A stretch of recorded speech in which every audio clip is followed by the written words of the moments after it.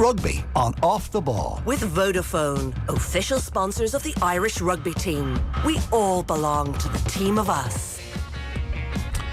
So, second test, bright and early on Saturday morning, New Zealand against Ireland. Andy Farrell has named his 15, just one change from the side that were well beaten in the opening test, and that sees Mac Hansen come into the side in place of Keith Earl. So front row of Porter, Sheehan and Furlong. It's Tyke Byrne and James Ryan the second row, then Peter O'Mahony, Josh van der Fleer and Caelan Doris. Johnny Sexton starts and captains the side alongside Jameson Gibson Park. Hansen and James Lowe on the wings, Ringrose and Henshaw again in the centre, and Hugo Keenan, as expected, continues at full back. A couple of changes among the replacements as well. Finlay Beelum and Rob Herring come onto the bench. Abundiaki included once again. Keith Earl's out of the squad completely. Ruaidhri O'Connor of the Irish Independent is in studio. Evening, Rory. Hey, Nathan. Is that a surprise? I think everyone sort of looked at that and went, really? Not surprised, I'm disappointed. Yeah, that's sad. Yeah, it's not a surprise. It's in any way. I think it's become quite a predictable team to pick. It used to be that the team announcement was a kind of big event, and now it's the Ireland team. You can flag. It's pretty well flagged. He's quite clearly quite a continuity coach and a cohesion coach. That he leans in heavily to the Leinster team and the partnerships and cohesions that they have from there. He's building it looks like what he's doing is trying to build combinations through these big games so that when it comes to the World Cup next year, these players would have played together in pressure situations over and over and over again. They know each other really, really well, and there is a merit in that. And there is a school of thought out there that's quite heavily favoured by a lot of coaches that cohesion is the key to success in rugby. The problem is, if you lose one or two key players, you will not have the backup won't be ready to step up because they've never experienced it. And this was in over the course of a 3-test series in New Zealand, after the team had just been hammered, didn't play particularly badly but ended up being hammered. You wonder what message it sends to the second string, who have been holding tackle bags for 2 weeks, and also what sort of long-term planning is this, that we are, in my opinion, sleepwalking our way to the same disaster we always have in the World Cup. Well, even away from the long-term planning, so in terms of this tour, the medium-term planning of this 3-test tour, do you think Andy Farrell went there with a set plan in advance of, okay, obviously full strength, first 15, first test, regardless of what happens, we're going to go with that again, and if injuries happen, we'll make changes that way? Do you think this will be the same 15 next week if everybody's fit? No, well, it depends on the result. I think if they win, yes, because you don't change a winning team, you're going for a series, that's history, and I can understand that to some degree. But we don't change a losing team, we don't change a winning team. We just don't change the team. This is what we're seeing. It's a very hard team to get out of, this Ireland team. Who should have been most at risk then from last week on performance? Gary Ringrose missed a couple of very, very key tackles, and Bundyaki came off the bench and played very, very well. So you would think that even if you switch them and Ringrose dropped to the bench, James Hume getting injured is unfortunate. That's one that they could have done. Hugo Keenan was very, very quiet in the game. He threw a brilliant pass for the first try, but you've got Lowry there, you've got Larmour there. Could you have changed things up? Just presented the All Blacks with a different attacking picture.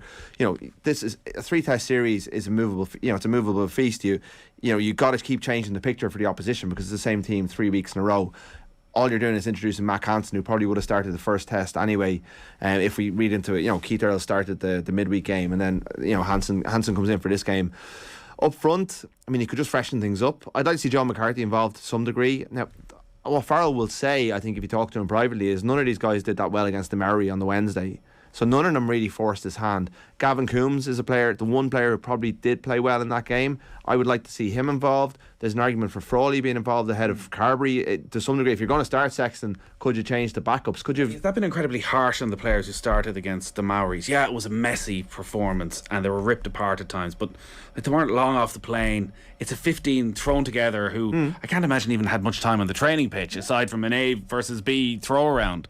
So to make judgments on that for players who've made the trip, when you need to give them opportunities in games like this, seems incredibly harsh. Yeah, Andy Farrell's there to win, and he firmly believes that this team is the team that is going to beat the All Blacks, that is most capable, and he clearly doesn't have the trust or faith in the reserves, and we're only going to find out about them when the frontliners get injured, and I think that's wrong. And you've brought players as part of this 40-man initial. I don't know what number it is now. It's probably, I think they're up to 42. They've lost a couple, they've gained a couple. Maybe it's 41. They've brought all these players. Every player who's on that plane should be a viable option for the Test series. If you lose and concede 6 tries, then surely there is scope to change the team and at least send a message to your players that this is an unacceptable level. You're all great players. You will play for Ireland again if you prove yourselves, but you can't concede 6 tries in a Test match and play again the next week. Instead, he's gone, no, we actually played very well. We made bad mistakes. We can fix those errors, and I'm going to trust these players to do it again this week. I mean, these players, this team has been decent. It's been good. It's had some good days in the jersey, but this is not a team full of Grand Slam winners who've achieved an awful lot as a collective. You know, they've won a Triple Crown. They beat the All Blacks at home. It's not like they've that much credit in the bank, and I think it's disappointing, particularly for the lads who are over there holding tackle bags, who, look, we don't know what they're doing in training. Maybe it is the case that the 15 are just the best trainers as well. But if you're going to broaden the net long term, but also if you're going to send the right message to the team who played badly last week, well, they didn't play that badly, but they lost badly last week, then surely more than one change is it should be on the cards for these games. And it's a 3-week tour. It's intense. It should be, you know, you should be kind of freshening things up in terms of just getting fresh legs into the team, and you're not doing that. And that was one of the most difficult aspects to analyse from last week from an Irish point of view, is that they didn't play that badly, but they were well beaten. Yeah. And that's an awkward spot for a coach to find himself in, because you say, like, there was nobody who you would instantly say, like, has done himself massive damage in terms of his long-term international career. Yeah. But also you're now in a scenario where for everybody outside the 15-23, it feels, well, actually, do results matter anymore? Yeah, what do I have to do here? And, like, you know, if you go back over the course of our last 4 or 5 World Cups, the 07 team, like, you couldn't get out of that team, and the players who were outside of the 23, and certainly players outside of the 15, didn't believe they had a shot at getting into the team. They became disenfranchised with it all. Basically, by the end of the World Cup, they were tourists in France. They weren't really, you know, they didn't feel like they were part of it. You also have to make the players, now, have to earn their spot in the jersey. You're not giving out caps freely, but 6 tries against a heavy defeat in the first Test, a 3-Test series, there is an opportunity there to freshen things up. And yeah, like, they played very, very well, but their set piece collapsed. So surely there's an investigation into whether a personnel change could improve that. Their defence let in some really weak tries. There was a lot of missed tackles. I mean, you got to call those things out as well. You know, is there other areas of the game they can improve by putting it? Like, could Jordan Larmour, you know, with his ability to sidestep, with his ability to counter-attack, could he give you more? Could Michael Lowry add to your tactical approach? Could you put Joey Carberry at 15 to bring his ball playing skills out, to take the pressure off Sexton, who you got to believe is going to be a target this weekend? So, you know, there are things that there are levers Danny Farrell could pull, but he's decided to just raise his hands, switch Keith Earls out and put Matt Hansen in, and say to these lads, you know, you're my guys, go and do it for me. There's a massive obligation on them to perform now, because he's invested the faith in them. If they go and get hammered out the gap again this week, they've really let him down. You mentioned historically what Ireland have done through previous World Cup campaigns. What about other countries on these tours? Are they making full use of their squads? Are they also talking about start of World Cup cycles and trying to build that depth? Well, everyone's in different scenarios, aren't they? So, you know, look at South Africa. They won, so they're in a position of strength in the series. They're the world champions. They've beaten the Lions. They've made wholesale changes. They've given Evan Roos, who was the best player in the URC this year, they've given him his debut. Now they have an Evan Roos to bring in. He tore it up all season. He's an obvious number 8 for them at the World Cup next year. It's a sensible thing. But they've made big changes to their team. Other teams like England are scratching around. He's made changes to his back line, but he hasn't cast off a lot of his senior players. Eddie Jones is fighting for his life. So it's all context. Like, Scotland left Finn Russell and Stuart Hogg at home. They went with a more experimental side. They said to those players, let's have this summer off. You were on the Lions tour last year. Let's freshen you up this summer, in the hope that next, by the World Cup, that this will pay dividends, and we'll also find out more about what's going on. So everyone's doing different things. I think New Zealand's a tough place to experiment, and I'm not saying change 9 of the starting team and throw the baby out with the bathwater. The question with the Maoris of actually Joe McCarthy, like, throw him in actually with 13 of the best 15, yes, and see how you perform in that situation. Put them on a match, or go with a 6-2 split. Right, we're getting overpowered, and where Ireland are being defeated at the set piece. They're getting overpowered as games go on. Leinster faded as games went on in the biggest games this season. Why not try it? Like, this is the time to try a 6 forwards 2 back split. Are Leinster as reluctant to change Porter and Furlong as Ireland are? Well, Furlong less so, because they have Michael Alatoa, who's a very, very good tight head prop who can come on and make an impact on a game. Keane Healy, there seems like they have similar reservations. Now, Healy was injured last week. He clearly wasn't fit to play a part. I think he would have got 7 or 8 minutes. But Porter and Furlong is a real concern because you're going to flog them. Like, look at Jack McGrath. When Keane Healy was injured and Jack McGrath was starting every game, he was going 80 regularly. He was going deep in games because they didn't trust his backup. Jack McGrath's been released by Ulster and is now trying to work his way privately back to full fitness so he didn't get on a second hip operation. They broke, he was broken by the amount of minutes that he had to play at the top level. Jack McGrath is 31 or 32. He should be part of the setup. He should be going towards a World Cup. Instead, because he played too many minutes at a certain point in time, he's really, really struggling now. You hope that it's affecting Ty Furlong because his form has dipped. Well, his form has dipped. He went on the Lions last year as well, which I think anyone who went on the Lions last year is probably starting to flag now too. But he had a back problem in the last couple of Leinster games, and this could have been if Ireland had the requisite depth, you could have given him somewhere off. You could have said, let's play off the bench, let's give you a rest in between.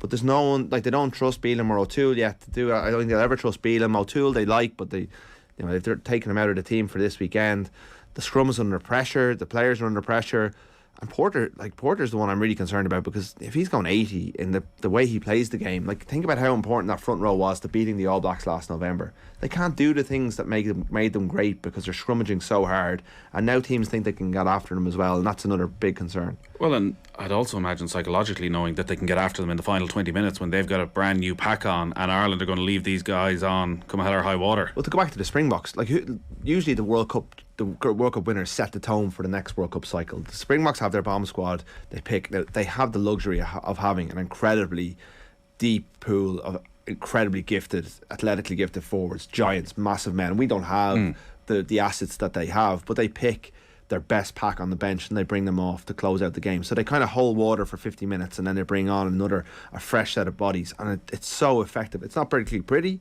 and Ireland are trying to play a different way.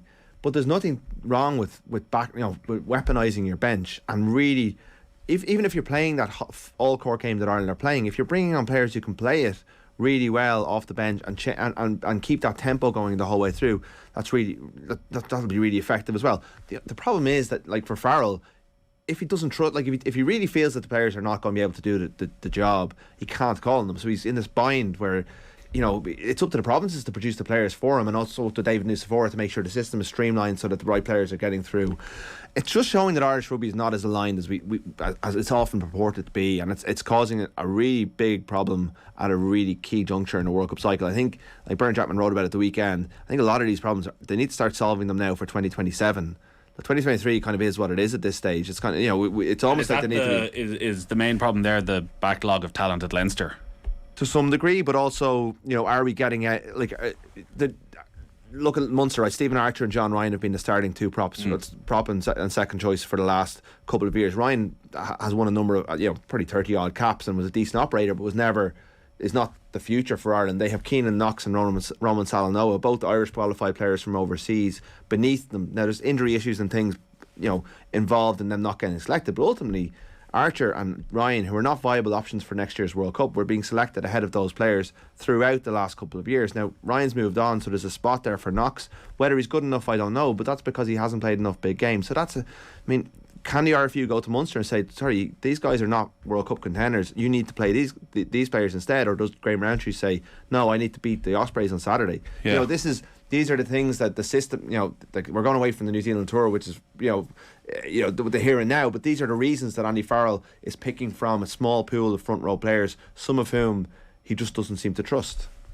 Johnny Sexton starts, so obviously taken off in the first half last week, subsequently passed 2 further head injury assessments, so he is free to play this weekend.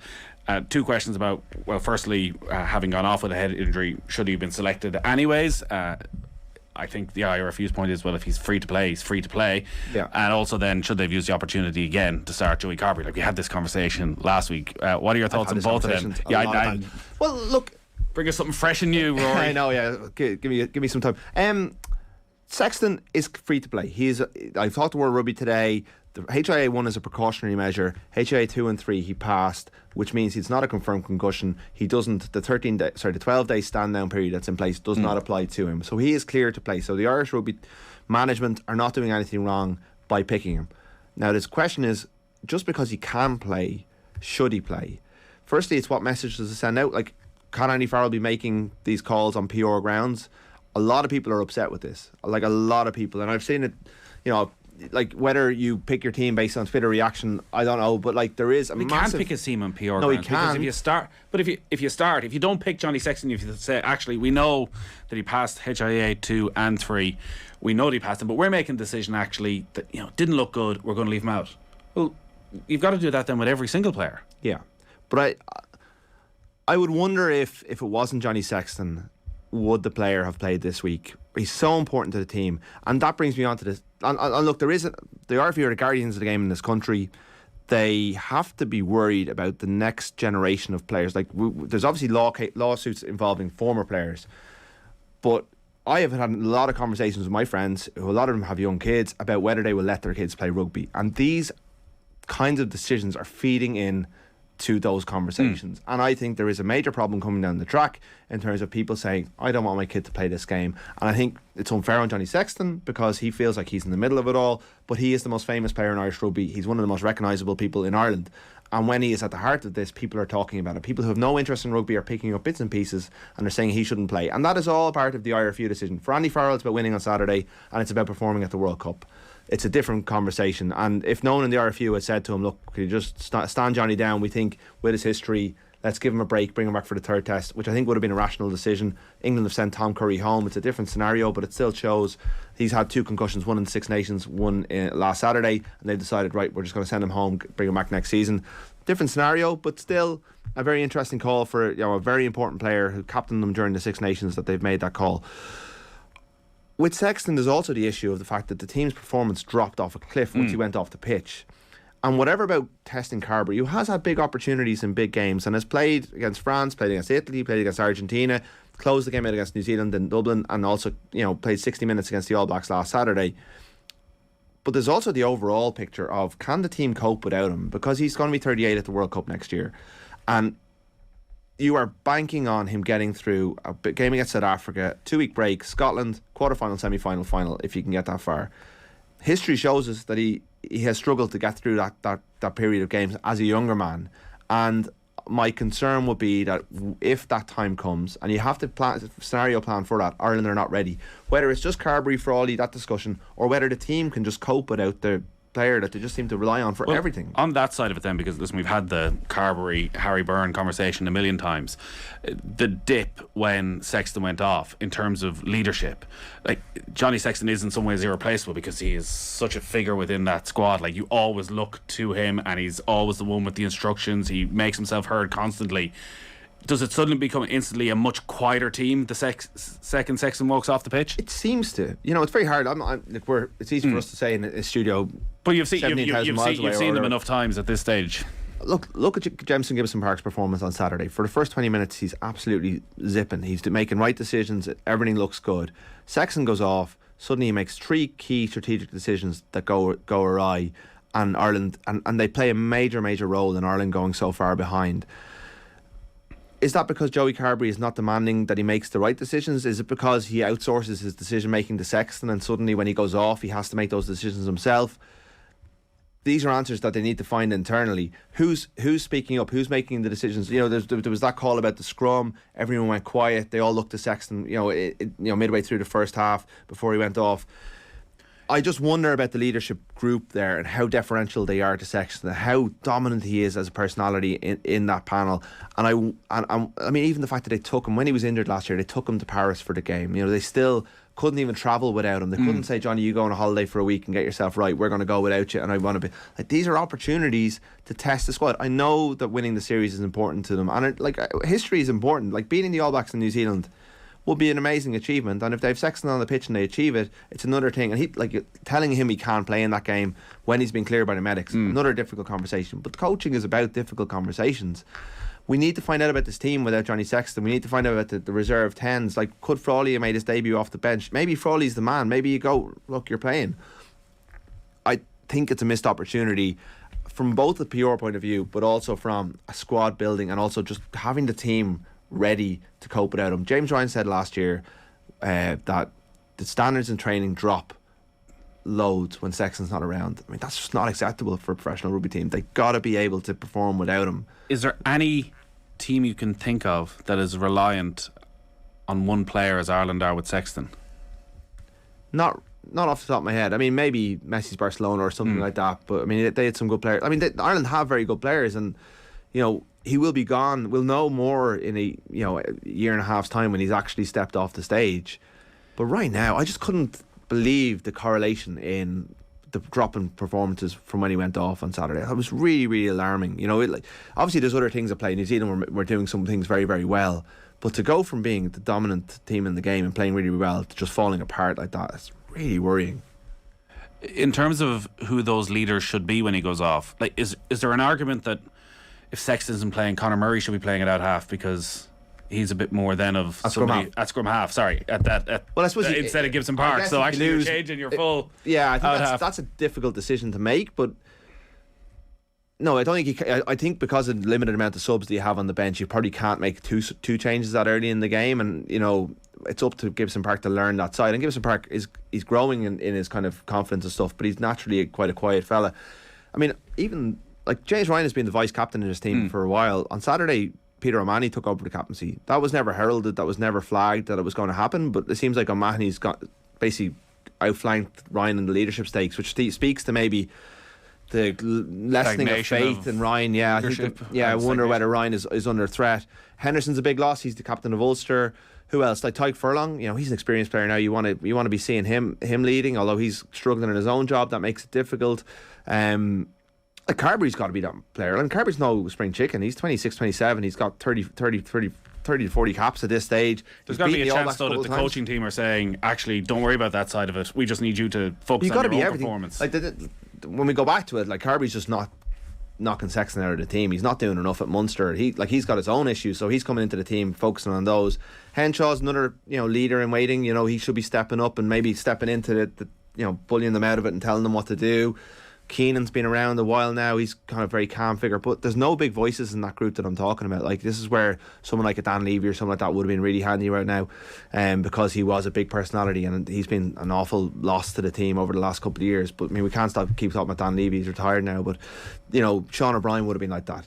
They're lacking, I think, that kind of. And maybe there's someone in the squad outside of the 23, maybe a Stuart McCluskey type figure who's not a fashionable player from the Ireland point of view, but could be just that bit of the dog in them. Yeah, he's a brilliant club player and he's never even getting a chance. I don't know, I'm picking names out there, but there's got to be someone in Irish rugby who can do that job, because at the moment it's just disappearing when Sexton's not there, and that's a real concern. In terms of what Ireland then game plan wise will try and do this weekend, like, do they just focus on those first 20 minutes and try and extend it to a 60-minute, 80-minute performance? Is it all down to Sexton's departure? Like, it did feel as though they almost lost the run of themselves away, that they played so well in the first 20 minutes that they lack game management then of actually, we've got the early score, let's just calm it down. Like, they were trying to play an All Blacks game. Well, their game is quite clear for all to see, and when it works, it's really good to watch, and it's really why you want this Irish team to succeed, because they play rugby in an entertaining and exciting fashion. It's not like I would have been critical of the way we played under Joe Schmidt. It was possibly more effective, but I didn't like watching it as much. Whereas I think the way Ireland play when they get it right is thrilling. And what they are backing themselves to do is fix the set piece, both scrum and line out, where New Zealand got incredible pressure on, and also cut out the little errors that were there. The poor decision making. Instead of forcing the pass, just recycle, go again. And they think if they can cut out those errors, if they can fix the set piece and maybe get the breakdown a bit better, they have the tools to cause New Zealand all sorts of problems. Now, New Zealand have seen them. They've had a week to analyse what they're doing. They'll also evolve their own game. Ireland will probably prepare for that. Like, Aaron Smith was whipping out really wide passes. You wouldn't be surprised for a completely different tactic this week. Maybe they go through Bowden Barrett a bit, and Ireland need to be prepared for every eventuality, because New Zealand rarely produce the same game plan 2 weeks in a row. But if that's what they're doing, like, we know how Ireland will play. It's all about execution, and if they can tighten up their basics, they will have a chance. This team can win in New Zealand. For all the things we've talked about, all the negativity, this team is capable of winning the game on Saturday if they get things right, but they have to get it right. It's whether there's a long-term payoff there as well. Is there going to be long-term pain for this short-term game? Sam Whitelock's obviously a huge loss as well for the All Blacks. So Scott Barrett had no sighting. Nothing is fine to go, ready to go. He's going to start in the second row. So in terms of set pieces and line out and trying to capitalise, the fact that Whitelock isn't there is an opportunity they need to capitalise on. Yeah, it's a tactical shift as well, because they brought Dalton Papali'i on into the team. So he's a 6 in a more traditional sense. He's actually played a lot of 7 this year for the Blues. So he's a flanker rather than a second row playing a flanker, which is a tactical shift because New Zealand would rarely go for 3 second rows, but it worked for them last weekend. They just didn't have the options. They lost another player to COVID as well. So they that will see, like, that probably means they'll be less powerful but quicker over the ground. Papali's an incredible athlete. He's a really good player, but he probably doesn't give them the menace that Scott Barrett did. So and also means Ireland will have 3 viable targets in the line out in terms of O'Mahony and the 2 second rows. They can hunt New Zealand a bit more now because they feel like they have an advantage in that area, and they should be putting, like, Ireland have a good defensive line out and a good attacking line out when it works, so they should be targeting major improvements in that area. What's going on with James Ryan? Like, did we all get too excited when he went on that incredible winning run? Well, Ireland have changed. Like, when Ireland played the way they played under Joe Schmidt, it really suited him. It was hard carrying, it was tight to the ruck. He was able to get those gains that he had. He looked so explosive, so dynamic, and his work rate was off the charts. I guess he racked up a lot of minutes as a young player. Ireland changed the way they played. He looks less comfortable in the way that he played, in the way that Ireland play. He's often not the designated passer, and that layer of his game doesn't seem to have improved with the rest of it. He's been through an awful lot of injury. He's had a lot of head injuries. He's been stood down. I don't know whether that affects your confidence. It's very hard to say from the outside, but it's definitely, it's got to be considered as a factor. And he's been part of a pack that's been beaten up an awful lot of times at this stage, and you wondered about that, whether that feeds into his confidence. I mean, Leinster have been out-muscled on big occasions over and over again.